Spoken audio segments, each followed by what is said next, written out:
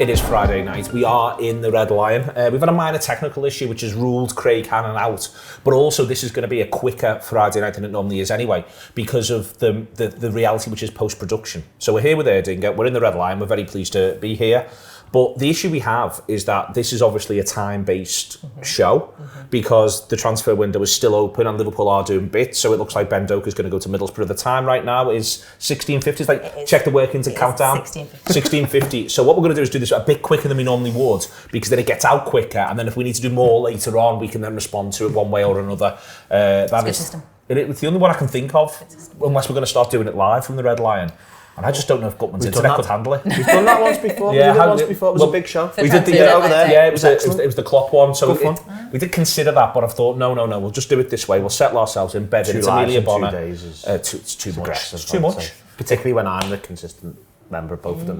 No one wants that. No one wants that. The viewing public. Speak for yourself. Go on, sorry. That's all right. Time is of the essence. Phil Blundell, time is of the essence. So far, Phil, it looks like, well, they've not done anything, but they haven't said they're not doing anything. This is the bit that I just sort of can't get past, which is in the past they've been so happy to say we're all done. In a way, quite right now, I'd quite like to be put out of the misery. I'd like them to have said we're all done if they are indeed all done, but it makes me think they're not all done, which makes me think they're trying to do something. But I think that what that something is now quite complicated and is now, obviously, as every minute passes, less likely. Yeah, I mean, surely at 51, 52 by now, we are now at the point where it is basically impossible to do something unless it is someone from within a 50-mile radius or something like that. Or they've already got like doctors live. You could probably just about include Wolves. Probably just about get to Wolves. You could certainly do Everton if they want to do that one. If they want to do the Everton one, do the Everton one. But you're thinking now it's probably past the point of Vinny O'Connor's probably on the verge of being sent home. Because the club, think? Well, just in terms of the club are very aggressive at going, business is done, we've done our business, but that's not finished. And that hasn't happened. And I thought it was really interesting when James Pearce threw water on 2 fires yesterday. There was the Varela one, and which was quite late at night, and there was the Santiago Heza, is that his name? Yeah. There was the Heza one as well, which they were both straight away sort of gone, no, this isn't a thing.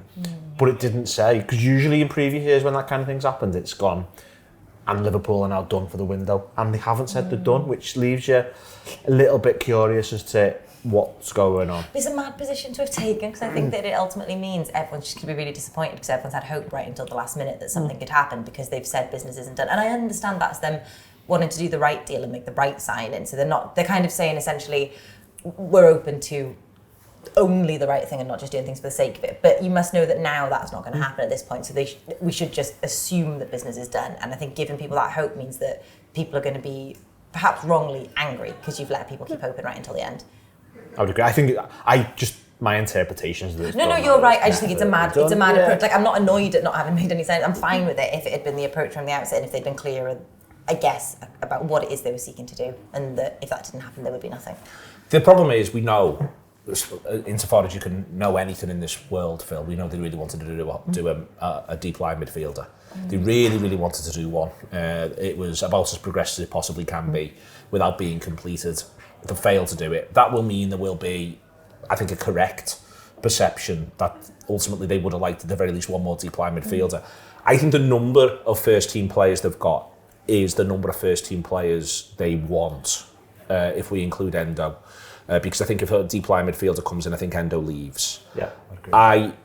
I think that is obviously a manager-informed decision as well. I sort of half disagree with it. For instance, I think at this point, I think there's a lot of people who want them to do a centre-back, but the only way they were going to do a centre-back was going to be if they let Gomez go as well. And I disagree with that. I'd like them to go with 9 defenders, not 8. Yeah. I think he wants to go with 23, 3 goalkeepers, and then basically, de facto, 20 outfield players where he's got 2 for every position.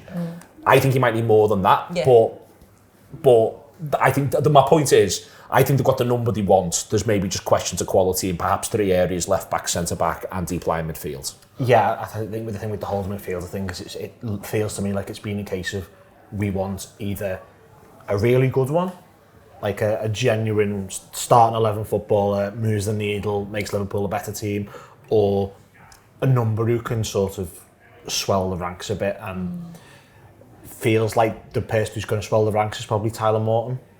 It doesn't look like he's been sort of made available It's been, yeah, I mean, it looked like he's going to go. And Leverkusen came in for him, and it didn't happen, and doesn't look like he's going anywhere. So I think it's probably fair to say that he is now probably more involved than we would have expected a week ago. And you can debate the rights and wrongs of that. You can say that it's not what you want, and that's absolutely fine. I think he's a reasonably okay footballer. I think it's a bit weird that Leverkusen tried to sign him, and if we'd have signed someone today that Leverkusen tried to sign and failed to sign last week, we'd all go, "Oh, he'll do as an option." But because it's someone you've got, and you don't get the excitement of finding his flight on the internet, well, you and love so the on and so excitement. forth. I just love playing detective. I need people to know how much Phil Blundell loves the love flights. You know, Phil acts like he's above it all. You know what I mean? He's too fucking cool for school. No. This man has been watching flights like no one's business all week. Yeah. I spotted that Shore-in one before anybody else. You think you were first on? Yeah, you were first on it. It's your version of me watching Tommy Fury flying back to get to Manchester, and then that status going up 3 hours later. It's that, but for boys. Yeah. It's a bit fun, and you can let your imagination run wild with when you see a flight from somewhere and you go, "Oh, that might be him." Yeah. That was the one that went to Athens, and apparently it was a real thing, and it was definitely not a thing because the plane's just not sitting in Salzburg for 24 hours, is it? Which no one seemed to entertain this screenshot that said this plane's going to sit here for about 26 hours and then go somewhere else. Yeah. It's not bringing a footballer if it's just sat off for 26 hours. They're moving equipment around as well at times. Yeah, exactly. It's worth pointing that out. And planes just fly from A to B. Yeah. Like one of them that brought one the other day, the one that brought people Don't I like you're some sort of expert when you've been getting the one who's been getting the most excited. Absolutely. Oh yeah, I'm rising above this now. He says the transfer windows about to close. That was actually the opposite of rising above it. I think you'll find the absolute opposite. But like the one that brought people back from Valencia doing the medical the other day flew to Blackpool the other day. Oh, so who knows? They just do all mad shit. So that's that bit done. Insofar as the fact that it's now 16:56. Clock watchers. No Ornstein notifications. Nothing's happened. No. I've got bits and pieces of whacking through loads and loads of little things here, and no one's telling me anything. I've got Ornstein and Joyce on notifications. Marvellous stuff. Excellent. So we'll park that. Maybe we'll revisit at the end. The next thing then becomes first and foremost the Champions League draw, which was maybe a little tougher than we'd like, but no one's lived a reality of one of these yet, and we don't know when the games fall. Incidentally, did you see the Opta rankings of who got the hardest draw? No. We got third. Who got first? Paris Saint-Germain? PSG, yeah. Of the top 8 is this, the top 9? Yeah. No, of the whole everyone, competition, of everyone. Saint-Germain. The easiest one was Celtic. Really? Yeah. Oh, okay. So there's no, I think, again, this is where everyone has learned there's no advantage to being seeded. It's just a technicality. So it's just the look thereof. Yeah. At Paris Saint-Germain's draw, when I saw it, it was like, oh my God. You see the fella's face when he saw it? It was like he'd seen a ghost. Not fun. Not fun at all. So we've got, according to Opta, therefore the third hardest, but we don't know when the games fall yet, and I think that's going to be a big part of it as well. I think there's, with it as well, we're all just getting to experience it for the first time. We don't know how many points you're going to need to go through. I'm just really excited. I almost feel really basic about it. I'm like, I'm going to get to watch all these at home. I'm hopefully going to go to one away, watch the others on the telly. I just found it genuinely quite exciting. I've not enjoyed the cynicism. Yeah, no, I think, to be honest, my response to it is the same as it has always been. Is just looking at a list and going, nice holiday, nice holiday, nice holiday. Would quite like to go there. Are there flights there from Liverpool? Who knows? That hasn't changed, and that's kind of the main thing that I get out of it. Girona was the one that you we just get to be annoyed lovely. about one of the home teams that you don't get to play away, and there's one particularly that's really quite annoying. Yeah. But I think, to be honest, my enjoyment of it and experience of it hasn't changed at all, because it's a bit like when you get the fixtures list and go, which one's my birthday, which one's Christmas, which one's whatever. I kind of just like going, could I get a little holiday to Girona here? And that's it, basically. There is something, Phil, I think, where with it all, the cynicism of it strikes me. There's this desire I've noticed to say it's this many games to only eliminate this many teams, but there is an enormous amount of effectively importance on finishing in that top 8. Because the top 2 as well. The top 2? Because the top 2 are separated on different sides of it. Because the knockout stage is a bracket now. So it's going to go that way. So the 1 and 2 are on the opposite side. So you're going to want that. I've been not surprised, because everyone tries to be cynical about every change that football ever makes in any way, shape or form. But there's this desire to act as though, there'll be loads of dead rubbers. I think the reality is there might be very, very few. Yeah. And when people begin to see that and live one, I think it will go that way. There will be a couple of sides who feel relatively safe if they win the first 4 or something, if it breaks that way. I just think that until you've lived one, I've got no real sense of it. And I think that everyone's missing how determined the sides of where in pot one will be to finish in that 8, and one of them's not going to. Yeah, exactly. And I think 2 of them might not. And if Paris Saint-Germain have got the hardest draw, I think it's possible 3 might not. And that suddenly does shake a lot up, because someone could therefore go out in the playoff knockout round. And you know, I think every game's gonna matter pretty much. Yeah, I think I think we did the live reaction last night, and the best way I sort of summed up what the table and what I don't think people are grasping is you could win your first 4 games and be 6th. Yeah, because it's not outrageous that 6 different teams win their first 4 games. Yeah. We obviously don't know orders and stuff, but they're not. You know, these 6 teams not playing each other, so it's not out the question that all these independent events just fall on the same way. And you've done 4 games like last season before that. You win your first 4 games, you've won the group. Yeah, you're either qualified or very likely to win the group, or you have won the group. Like there was the 21-22 season when we were literally the group winners after 4 games. Yep. This season, you're still going to need to qualify for that top 8. If you win your first 4 games, you can't just down tools. You can't move on. You can't the main thing that from reading stuff is I think a lot of people are in for a sort of December related shock. Yeah. Because they're going to look at it after 5-6 games and go, hang on, they're second and they still need to get 4 points to ensure that they've qualified. Yeah. But they might also be able to come third and lose all.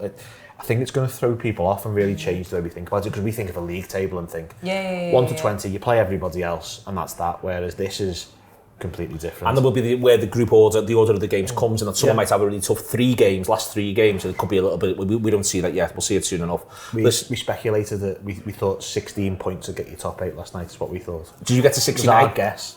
I think 15 will do it. I think if you got, because there will be knock-on effects as to what you do to other people's results. So I think if you won 4, drew 3, lost 1, you will probably get through with 15, is my guess. But I think it will be 15. And by the way, what I've just described there is really hard for everyone who's in the whole competition. As much as we're all a bit like fucking hell Real Madrid, there's a bit of Real Madrid going, could we really be bothered with Anfield? Because it could fall, God knows when. Anyway, we're with the Friday night. We are with the wonderful people at Erdinger, and we are playing Manchester United this weekend, so we need to go and do that bit and then check our phones again.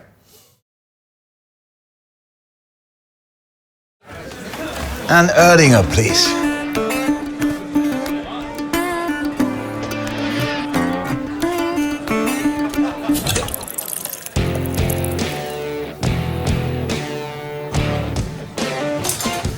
Stop! Don't forget the best bit.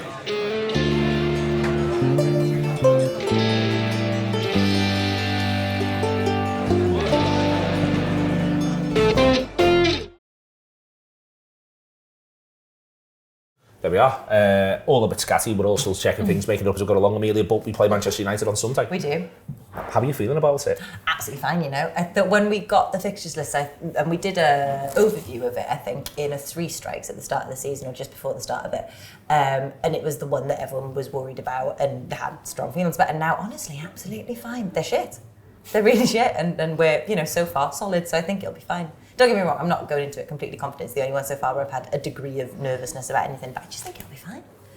I like this. The thing about it is I'm not imbuing it with any meaning. Yes, 100%.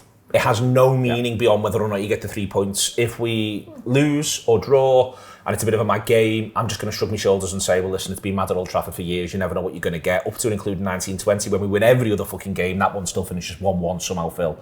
There's been really good Liverpool teams that haven't won there. There's been really bad Liverpool teams that have won there, going more historically. There's been a great Liverpool team that's won there 5-0. I feel like I think it's almost weirdly the game that needs to have as little context as possible. Yeah, absolutely. You think about when the Liverpool teams that, you know, I remember the first time I remember Liverpool winning. Now I was 13, which is quite an effort, like for Liverpool in an away game, having come off the back of being dominant for a period that they didn't win at Old Trafford between, I think it was 92 and 2000, something like that.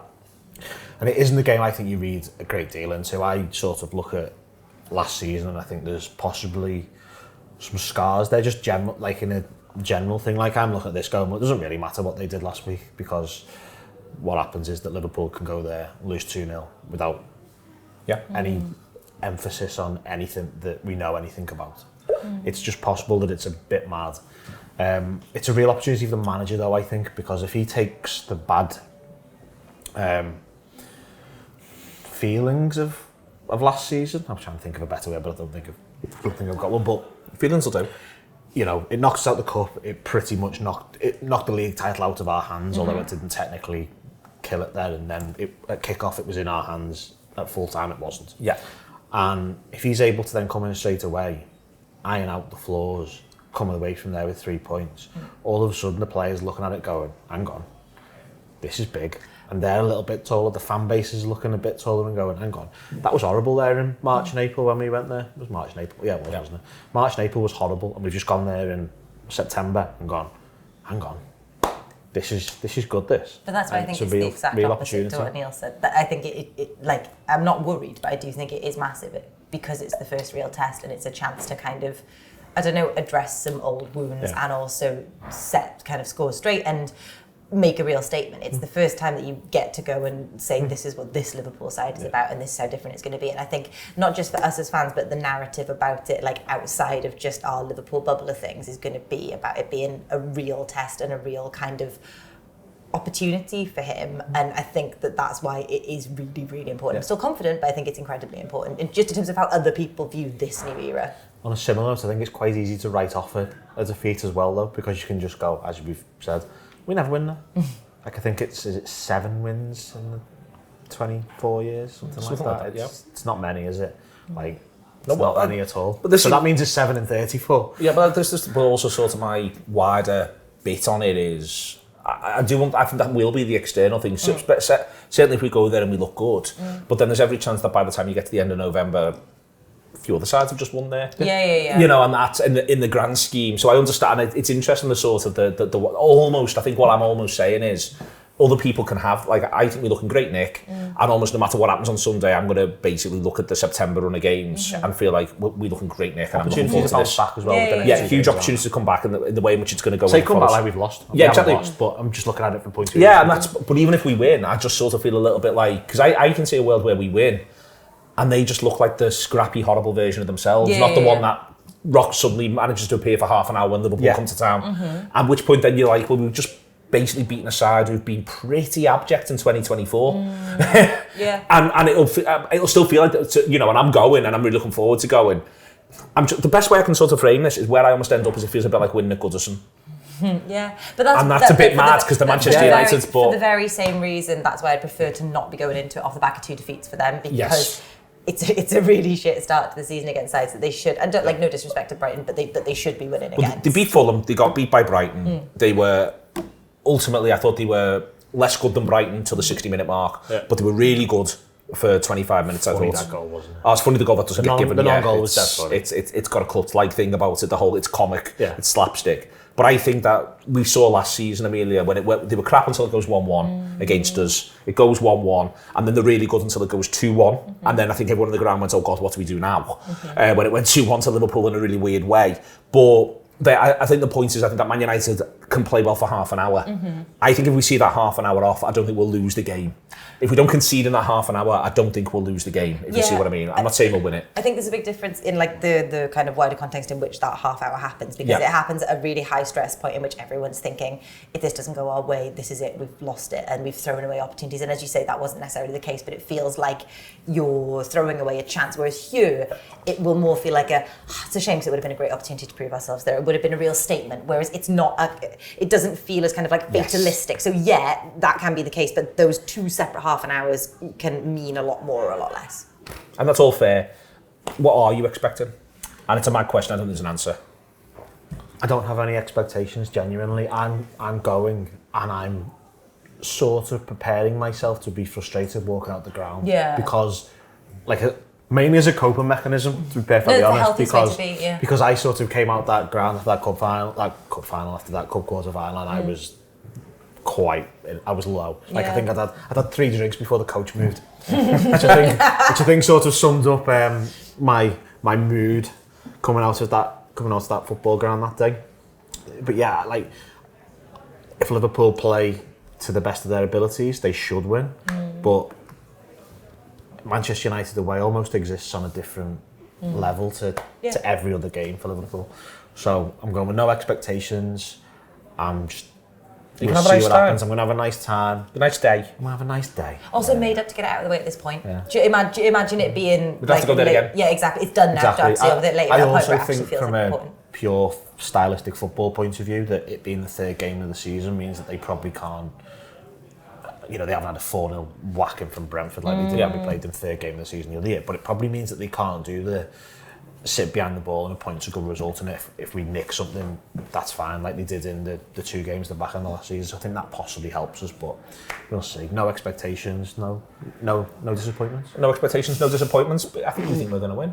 Yeah, no, I do, definitely, yeah. But no expectations, no disappointments is a great way to live. I think we're going to win, but keep it under. Sort of prepared that... There's a Thomas Hardy I'm quote. prepared to be bitten on the arse. There's a Thomas Hardy quote that the secret to quiet happiness is limiting your aspirations. But I am not into that. And my aspirations are fucking enormous. And I like my happiness to be as loud as possible, which it would be if Manchester United fall to the mighty Irish slot to Liverpool. Nothing's happened. It is now 17:10 in the magic of television, but we've had some nice Erdinger, and we're moving ourselves forward, and Sunday's going to be absolutely massive no matter what, and we'll debrief and pick the bones out of the transfer window on a million different shows the other side of it. But one thing matters: go to Old Trafford, win the game, feel great. I'll say there's no context to it, but I want the 3 points in the back of our boots. See you later on.